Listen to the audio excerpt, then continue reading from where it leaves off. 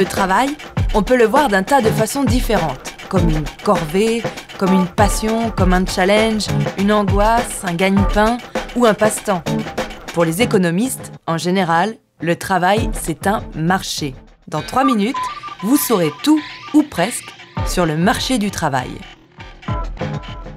Imaginons un tout petit pays où sont installées 10 entreprises et où vivent 100 habitants en âge de travailler.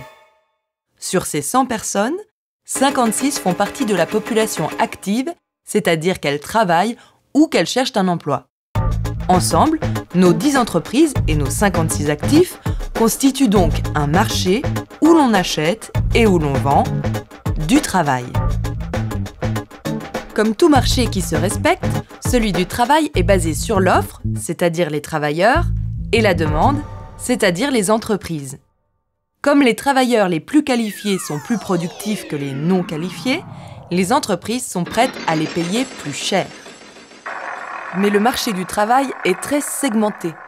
Une usine d'espadrilles n'embauchera pas d'ingénieur auto, aussi compétent soit-il. Pas plus qu'un constructeur automobile n'embauchera de cosmonautes. Et puis le prix du travail dépend aussi des circonstances. Dans une situation de plein emploi, les travailleurs disponibles sont rares, si bien que les salaires montent. En période de chômage, au contraire, l'offre de travail devient surabondante et les salaires baissent. Mais revenons à notre mini-pays où une part importante de la population active travaille dans les mines d'harponium. Les mineurs gagnent plutôt bien leur vie, jusqu'au jour où on invente l'harponium de synthèse. Brusquement, l'activité des mines chute de façon spectaculaire, le chômage explose et on recense bientôt 5 chômeurs, soit presque 9% de la population active. Notre minuscule marché du travail est inondé par ces 5 mineurs qui ont besoin de travailler, mais dont les compétences sont devenues obsolètes. Ils acceptent donc des postes avec des salaires très bas et deviennent des travailleurs pauvres, des gens qui ont un emploi, mais qui ne parviennent plus à boucler les fins de mois. Devant cette situation inédite, le gouvernement réagit en instaurant un salaire minimum.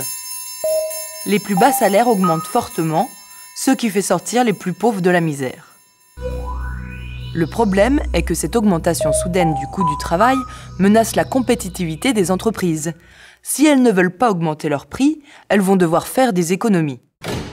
Par exemple en remplaçant certains salariés par des machines ou en délocalisant la production vers des endroits où la main-d'œuvre est moins chère. Le salaire minimum améliore la situation des uns, mais risque de mettre les autres au chômage. Que faire ?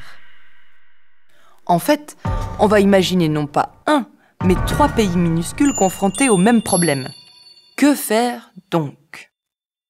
Dans le pays numéro 1, on supprime le salaire minimum et on laisse le marché fixer seul le coût du travail. Les salaires des moins qualifiés baissent fortement. C'est la solution la moins coûteuse pour la collectivité, mais elle suppose d'accepter une société à 2 vitesses où les plus pauvres accèdent difficilement à la santé et à l'éducation. Pour comprendre ce qui se passe dans le pays numéro 2, il faut se souvenir qu'un salaire contient des cotisations sociales qui servent à financer l'assurance chômage, le système de santé et de retraite.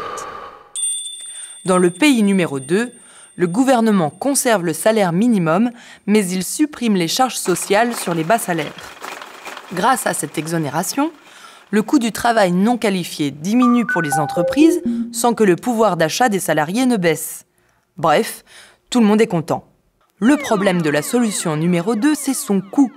Les charges économisées par les entreprises sont compensées par l'État, et donc par les contribuables. Dans le pays numéro 3, le gouvernement considère qu'il faut augmenter la productivité des travailleurs non qualifiés en finançant des programmes de formation. C'est coûteux pour les salariés, les entreprises et l'État. Mais ça permet aux travailleurs et aux entreprises de s'adapter aux évolutions techniques de leur métier. Voilà, tiens, j'ai une petite devinette. Quelle solution faut-il choisir ? La 1, la 2, la 3 ? Dans le monde réel, les 3 solutions coexistent. Elles sont privilégiées respectivement aux États-Unis, en France, au Danemark. Laquelle est la meilleure ? Là, les économistes se grattent la barbe. Il est particulièrement difficile d'évaluer les effets à long terme des politiques publiques. quels chiffres faut-il prendre en compte? Le taux de chômage? Le chômage de longue durée? La productivité? Et puis, au-delà des chiffres, ces solutions différentes résultent d'histoires nationales, de modèles économiques et de choix politiques différents. Le marché du travail, parce qu'il occupe une place sociale et humaine particulièrement forte, n'est pas un marché homogène. Il varie énormément d'un pays à un autre. Au fond, le travail, c'est un marché, d'accord, mais c'est aussi plein d'autres choses.